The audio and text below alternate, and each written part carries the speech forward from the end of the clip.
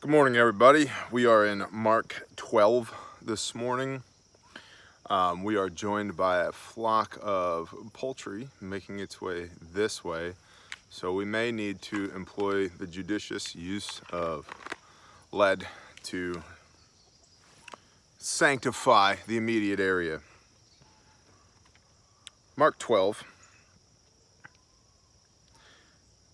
Where we're picking up here is within the context of Yeshua, Messiah, basically bantering back and forth with the Pharisees and the scribes. And he had just asked them, they had just asked him, by what authority are you doing all these things? And he says, let me ask you a question. By what authority did John the Baptist baptize?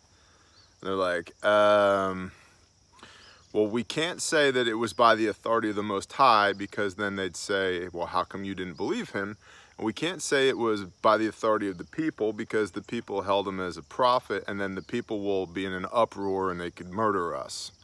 So they're like, we don't have an answer. And so Yeshua says, well, I'm not going to give you an answer either then. Okay.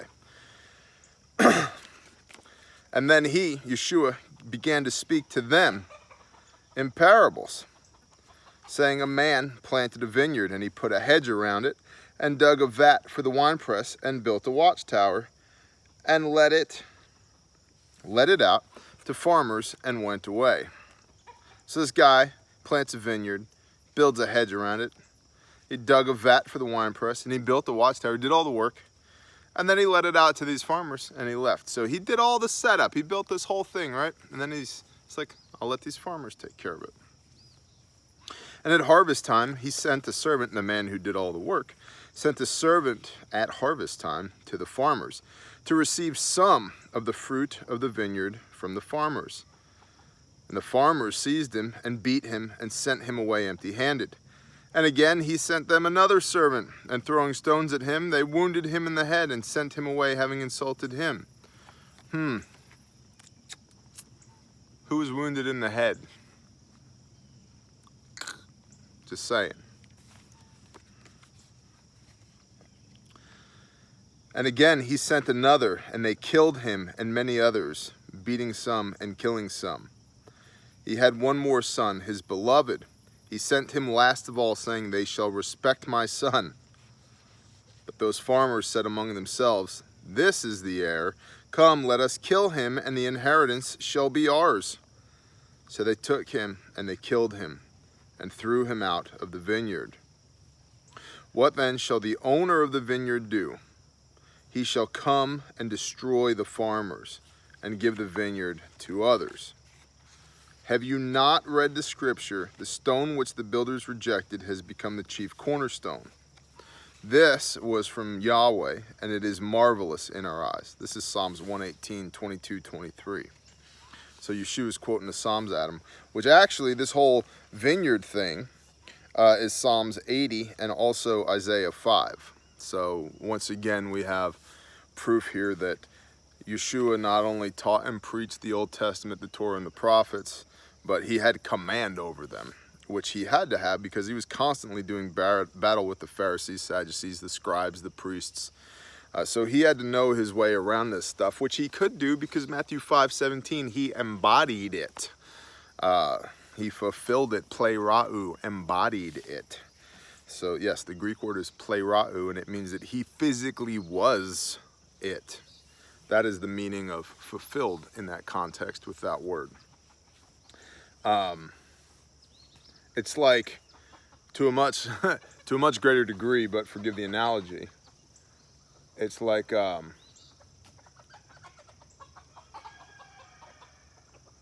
sorry, got a rooster over there, it needs to die. It's like when somebody's like, man, can you play basketball? And they're like, man, I am basketball. Like, it means that, okay, you're so good that you are it. Well, Yeshua was so good that he is the Torah and the prophets. Those are his words, not mine. Matthew 5:17. I want to shoot that chicken. Sorry, getting distracted. So we have this same parable here. And they were seeking to seize him, but feared the crowd, for they knew he had spoken the parable against them. And leaving him, they went away.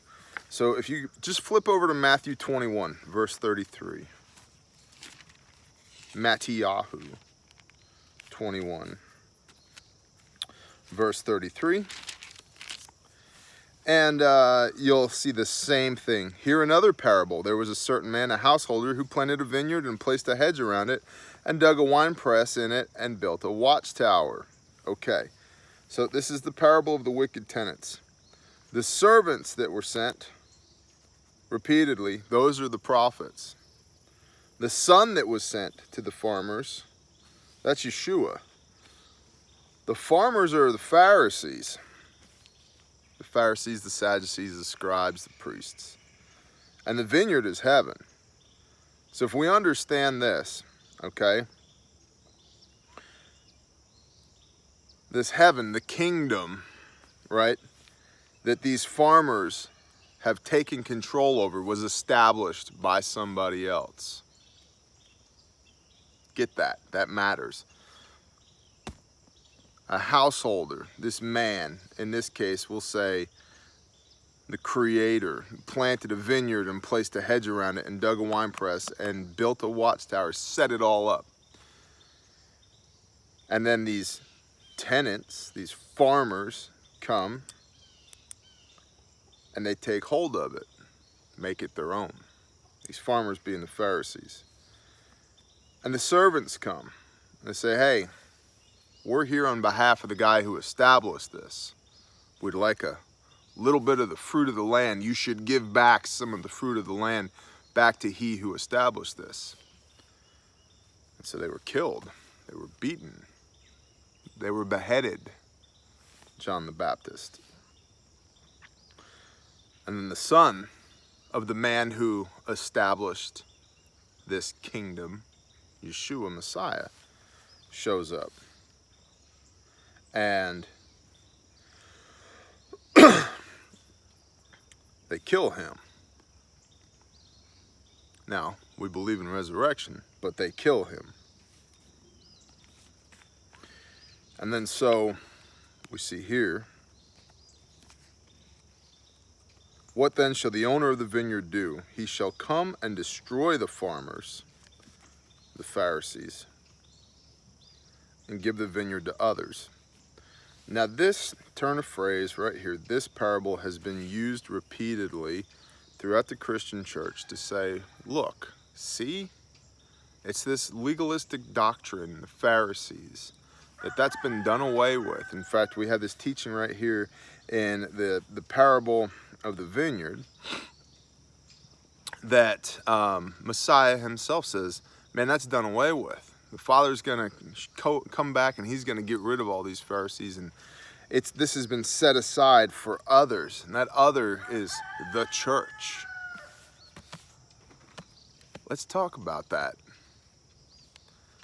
The problem that Messiah had with the Pharisees and the Sadducees was that they had corrupted his Father's perfect law and made it a burden. They made a religion out of it. And that they had strayed so far from what his Father had said, which is why in Matthew 5:17, which we're just going to go look at, because why the heck wouldn't we? It's one book over. Matthew 5:17. Matthew 5:17. Come on, brain. Do not think that I came to destroy the Torah or the prophets. I did not come to destroy, but to complete, to embody, plerau. Literally the word there is plerau. For truly I say to you, till heaven and earth pass away, one yod or one tittle shall by no means pass from the Torah till all be done. All has not be done yet. The earth is still here. I can only assume that heaven is still there.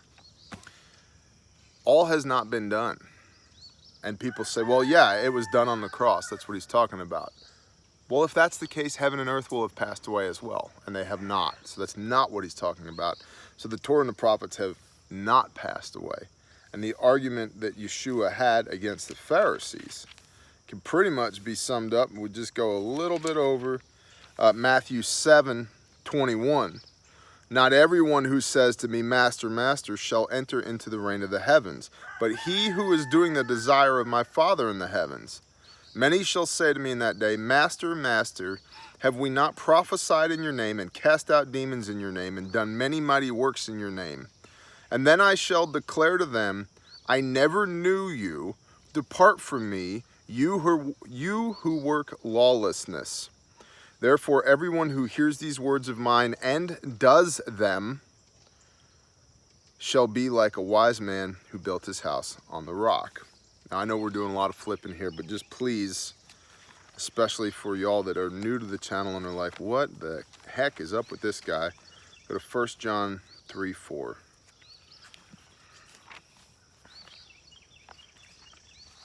1 John 3:4. Keep a finger at Matt 7. 1 John 3:4. Everyone doing sin also does lawlessness, and sin is lawlessness. Matthew 7:23. And then I shall declare to them, I never knew you. Depart from me, you who work lawlessness. You who do sin. What is sin? It is lawlessness.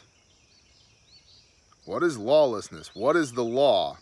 What could we possibly be talking about here?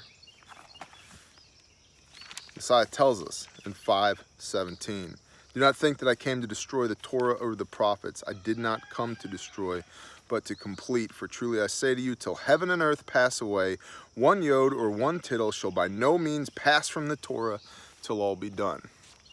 So, now, please, turn back to Mark 12. The Pharisees and the Sadducees weren't doing the Torah as it had been written. Shall by no means pass away. Not one yod, not one tittle shall be added or taken away. Well, they added a crap ton. They made a burden out of it. And that was the quintessential argument between Yeshua and the Pharisees. They had made a religion out of the perfect spirituality of a relationship with the Most High Yah. And it was impossible to keep. Now it is impossible to do everything within the Old Testament, the Torah and the Tanakh ourselves, which is why we have a Messiah, which is why it says in Hebrews 8:6, 8:8, 8:10, that having found fault with the first covenant, the fault in that first covenant was not the covenant, it was our ability to keep it. So Hebrews 8:6, we have a mediator, which is Yeshua. Of Hebrews 8:8, a renewed covenant, so that Hebrews 8:10, we will have the laws in our mind and written on our heart. So why do we have a renewed covenant with our mediator, who is Messiah? Because of the original covenant of which there was fault. It's because we can't keep those covenants perfectly. And that doesn't mean we don't try. We can't keep them perfectly, so we have Messiah. Why do we have Messiah? Hebrews 8:10, so that because he embodied it, he completed it, it will be in our mind and on our heart. Now this is a great talking point as well. And then I'm going to shut up and we're going to get back to Mark. People all the time say that Yeshua, that Jesus removed the burden of the law. Well, actually, if you think about it, the Torah to that point was external. It was out here. But then Messiah comes along, and you can read it in the Sermon on the Mount and the Sermon in the Plain, Matthew 5, Matthew 7. He says, look, it's not just that you shouldn't sleep with your buddy's wife. That's Torah. Don't commit adultery. He says, but you shouldn't even lust after her. For if you do, you've committed adultery in your heart. It's not just that you shouldn't murder your buddy, but don't even call him an idiot, because now you've murdered him with your tongue, because murder is a crime of the heart. And so here, and when we see in Hebrews 8:10, where it says, so that we will have the laws in our mind and written on our heart, Messiah did complete it, because he took the Torah from out here and brought it into here through belief in Messiah, so that we embody it, we complete it, we play ra'u it. And so what he's saying here to the Pharisees is, you guys don't have this. I have this, I am this, you've totally messed this up. And you've rejected the stone. Have you not read the scripture? The stone which the builders rejected has become the chief cornerstone, Messiah. This was from Yahweh, and it was marvelous in our eyes. Amen. Right? And so this is the chief argument between Yeshua and the Pharisees. And I know we've spent 15 minutes talking about this, but I feel like it's really important that we understand this. And so forgive me for that. But that's what this parable means. Okay, the farmers are the Pharisees. The kingdom was established by the Father. And then his son comes back, Yeshua, and the farmers have rejected the servants who were the prophets. They've rejected the son, right? And so then the Father comes back, and he's going to burn this place to the ground and everybody in it. And we'll give this kingdom, this vineyard, to a new group of people. Who are those new group of people? It's us. It's all of those who believe in Messiah, right? And then what? Well, we can look at Paul, Acts 24:14. The Torah, the prophets, and the resurrection. From the mouth of Paul. What do you believe, Paul? The Torah and the prophets and the resurrection. That's where this kingdom is headed. That's who it's for. That's from the mouth of Messiah right there. And so, and we can, based on that, make the argument that what is the church? And I mean the body of Christ. What are we supposed to do? The Torah, the prophets, and the resurrection from the mouth of Paul. From the mouth of Paul, Book of Acts. Highly recommended you read it, but also highly recommended that if we are going to have commentary on Paul and his teachings, that we should firmly understand the Old Testament, especially the Torah, the Tanakh, because that was Paul's job. That would be like me sitting on a 55-ton track hoe and you walking over with the user's manual that you just happen to hold and you've read a little bit of, but you've never operated the dang thing, and going, hey, you're doing that wrong. That's not how you're supposed to do it. I read right here in the book that it says right here that that's not how you do that. It's like, cool, have you ever actually used it? Well, no, but have you read the whole book? Well, no, but you don't understand because I watched a video on it and I'm like, cool. I use it every day. It's an extension of my body. I complete it, plerau it, embody it. I operate it. I have used it daily. I'm intimately familiar with it. So, if we're gonna pontificate on what Paul has to say, myself included, we should be intimately familiar with what it is that Paul read and lived and operated every day.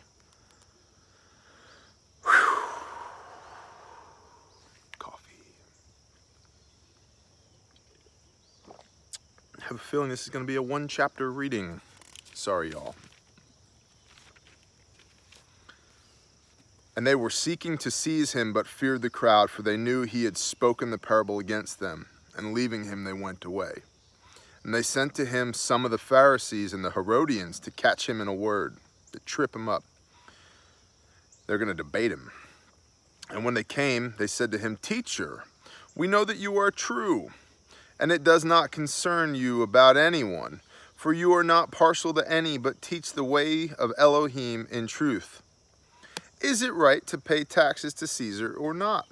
Should we pay or should we not pay?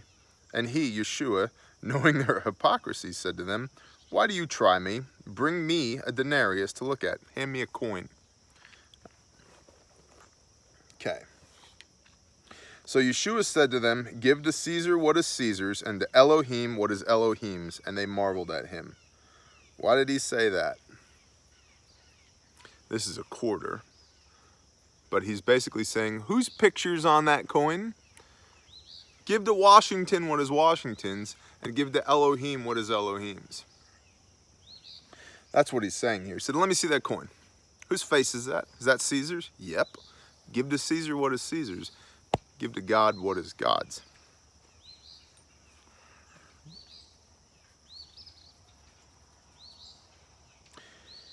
And they bought it, and they brought it, and he said to them, whose likeness and inscription is this? And they said to him, Caesar's.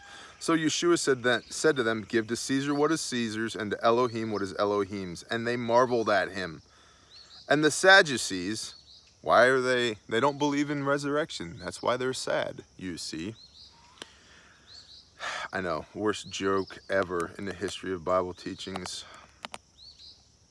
And the Sadducees, who say there is no resurrection, came to him, and they asked him, saying, Teacher, Moshe wrote to us that if a brother of anyone dies and leaves his wife behind and leaves no children, his brother should take his wife and raise up offspring for his brother, which is Deuteronomy 25:5. Basically saying that, hey, if a man and his wife, have as of yet not had any children, and I've got to go over here slightly because of El Suno.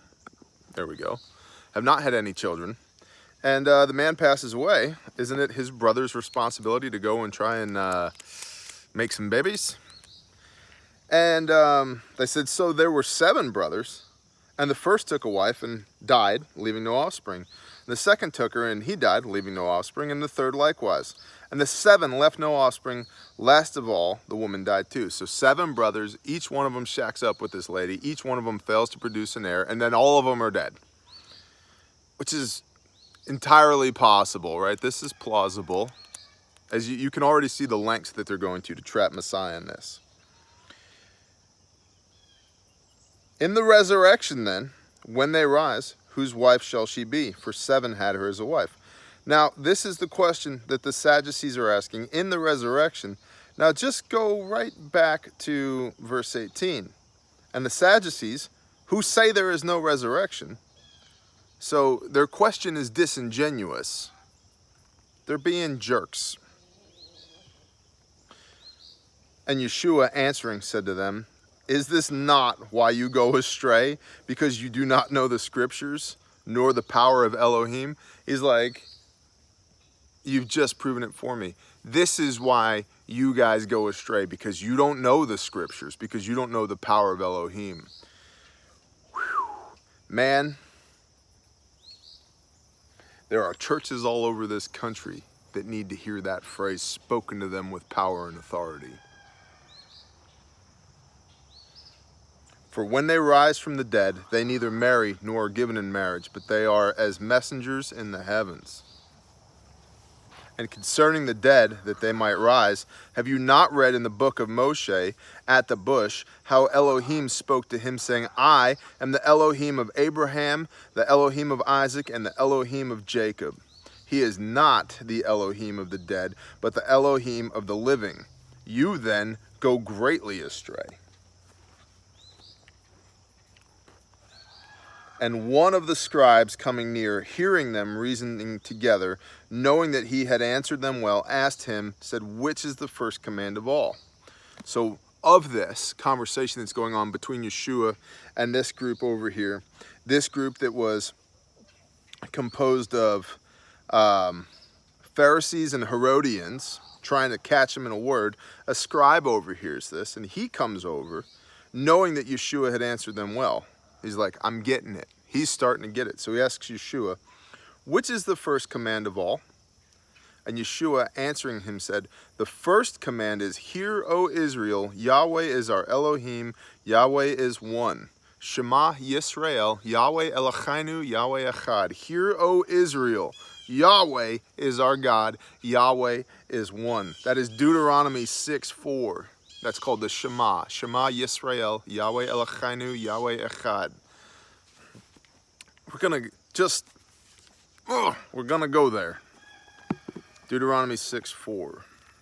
Because I'm telling you, everybody who's like, man, all that stuff was done away with. It was nailed to the cross. Which, by the way, that word is chirographon. What was nailed to the cross, please do your own research, was chirographon. What was nailed to the cross was not the law. It was your death sentence under the law because of the atoning sacrifice of Messiah. Because as we've already seen in Messiah's words, None of the law goes away till heaven and earth pass away and all be done. Well, all has not be done yet. Earth is still here. These things are ongoing. These are still happening. And so what was nailed to the cross was the wages of your sin, which are death. What was not nailed to the cross was the law. That is still happening. That is still on. We are still to do that per the mouth of Messiah. Deuteronomy 6:4. Well, let's start at just 6. And this is the command, the laws and right rulings which Yahweh your Elohim has commanded to teach you to do in the land which you are passing over to possess, so that you fear Yahweh your Elohim, to guard all his laws and his commands which I command you and your son and your grandson all the days of your life, and that your days be prolonged, and that you shall hear, O Israel, and shall guard to do, that it might be well with you, and that you increase greatly, as Yahweh Elohim of your fathers has spoken to you, in a land flowing with milk and honey. Hear, O Israel, Yahweh is our Elohim, Yahweh is one, and you shall love Yahweh, your Elohim, with all your heart, with all your being, and with all your might. And these words, capital W words, because in the beginning was the Word, and the Word was with God, and the Word was God, because the Word embodies Matthew 5:17, plerau, completes. And these words which I am commanding you today shall be in your heart. Hebrews 8:10. Shall be in your heart, and you shall impress them upon your children, and you shall speak of them when you sit in your house, and when you walk by the way, and when you lie down, and when you rise up. You shall bind them as a sign upon your hand, and they shall be as frontlets between your eyes, and you shall write them on your doorposts and of your house and on your gates.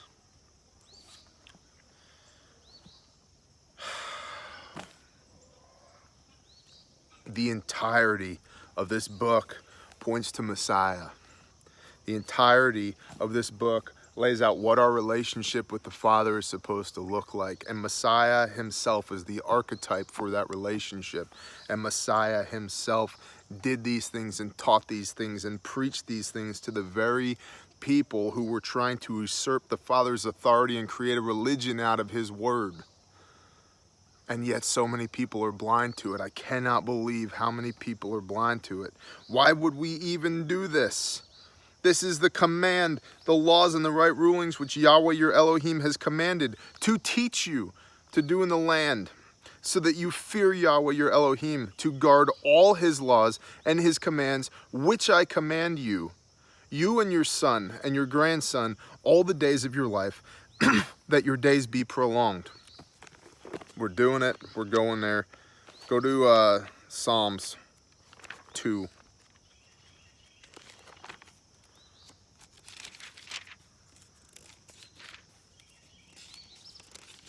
I'm sorry, not Psalms.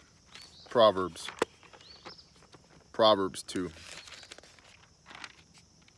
My son, if you accept my words and treasure up my commands with you, so that you make your ear attend wisdom, incline your heart to understanding, for if you cry out for discernment, lift up your voice for understanding. If you seek her, her is the Torah. If you seek her as silver and search for her as hidden treasures, then you would understand the fear of Yahweh and find the knowledge of Elohim, for Yahweh gives wisdom. Out of his mouth comes knowledge and understanding, and he treasures up stability for the straight, a shield to those walking blamelessly, to watch over the paths of right ruling, and the way of his lovingly committed ones he guards. Then you would understand righteousness. Righteousness is doing all that God commands you to do. Genesis 6, the end of it. Then you would understand how to do all that God has commanded you to do. And right ruling, judgment, straightness, every good path. For wisdom would enter your heart, and knowledge be pleasant to your being. Discretion would guard you.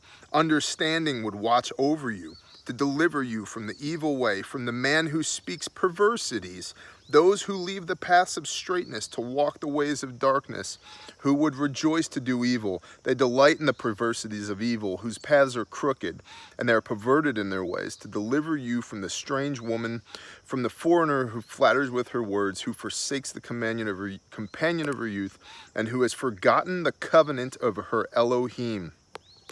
For her house is sunk down to death, and her paths are dead. None going into her does return, nor do they reach the paths of life. So walk in the way of goodness, and guard the paths of righteousness. For the straight shall dwell in the earth, and the perfect be left in it. But the wrong shall be cut off from the earth, and the treacherous ones plucked out of it. I know we're going everywhere all over this, but I just got the Spirit on me, so we're doing it.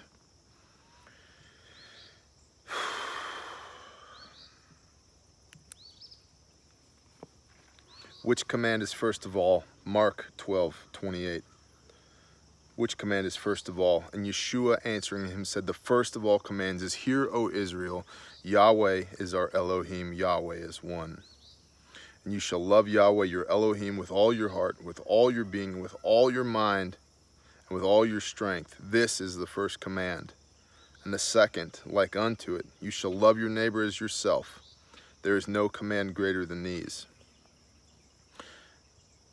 Now we often hear, at least I've heard in the Christian church, that you see what he did here was unite the Old Testament with this Deuteronomy 6:4 and 6:5, with this new command that he gave us. This new command to love your neighbor as yourself. The problem with that is that that's said by people who have absolutely no idea what they're reading, including pastors, preachers, bishops, because that new command is Leviticus 19:18. It's not a new command. It's part of the Torah, which Messiah embodied to teach us as the archetype how to walk out our life in a way to be pleasing to the Most High, which is specifically why when he's asked by this person with good intentions, what should I do? What is the most important command? Hear, O Israel, Yahweh is our God, Yahweh is one, and you shall love the Lord your God with all your heart, with all your soul, and with all your mind, and with all your strength. This is the first command. And the second like to it, you shall love your neighbor as yourself. There is no other command greater than these. Those are Torah from the mouth of Messiah. And the scribe said to him, Well said, teacher, you have spoken the truth, for there is one Elohim, and there is no one besides him. Deuteronomy 4:35. And to love him with all the heart, and with all the understanding, with all the being, and with all the strength. Deuteronomy 6:5. And to love one's neighbor as oneself is more than all the ascending offerings and offerings. It's more important than anything else you could give the Most High Yah. And when Yeshua saw that he answered wisely, he said to him, You are not far from the reign of Elohim. What is the one thing he was missing? What did Paul tell us in Acts 24:14? What 2/3 of the recipe does this guy have? Torah and the prophets. What's he missing? The resurrection of Yeshua Messiah. You are not far. Messiah himself says you are not far from the kingdom of heaven, from the reign of Elohim.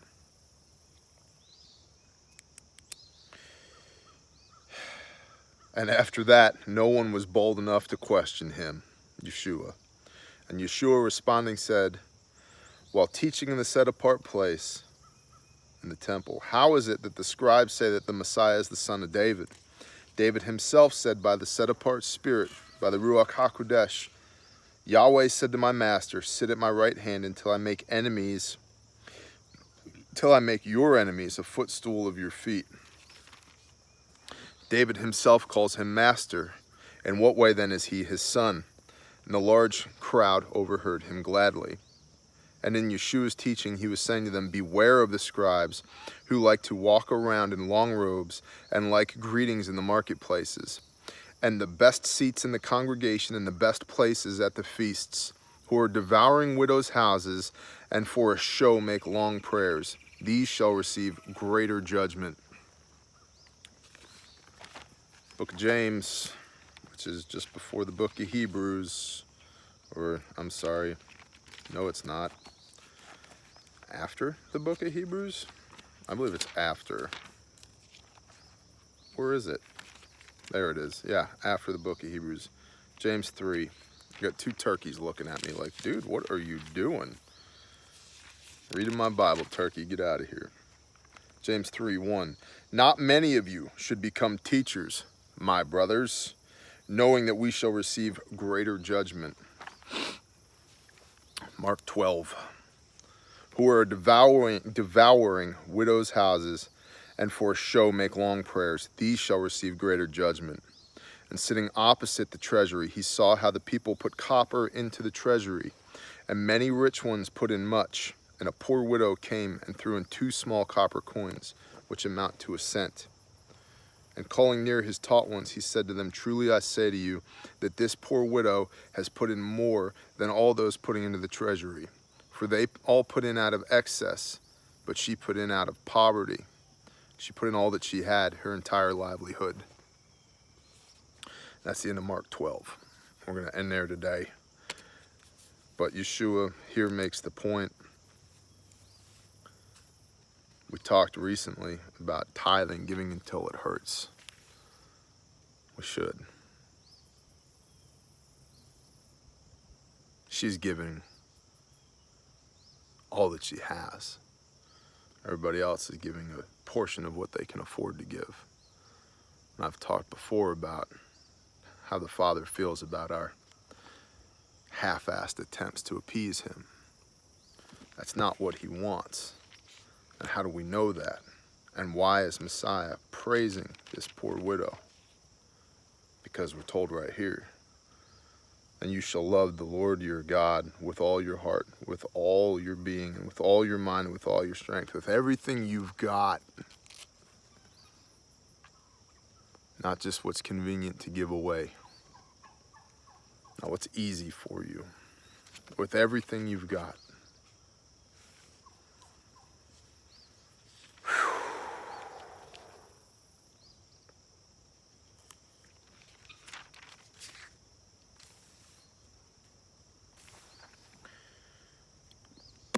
I feel like I need to just go sit somewhere and weep for a minute.